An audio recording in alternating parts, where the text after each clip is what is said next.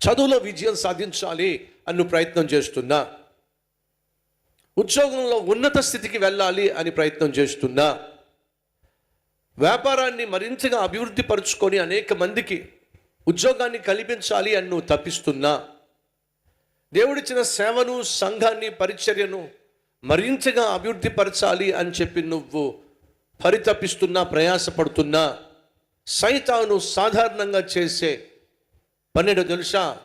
ఎగతాళి చేస్తాడు. ఏం చేస్తాడు? ఎగతాళి చేస్తాడు.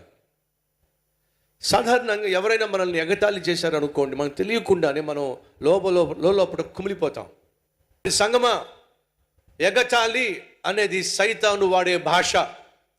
ఎవడి భాషది? ఎగతాళి అనేది సైతాను భాష. ఎవరైనా ఎగతాళి చేస్తుంటే వాళ్ళు సైతాను యొక్క భాష మాట్లాడుతున్నారు. కాబట్టి మనలో ఏ ఒక్కరిని ఎగతాళి చేయడానికి వీలేరు.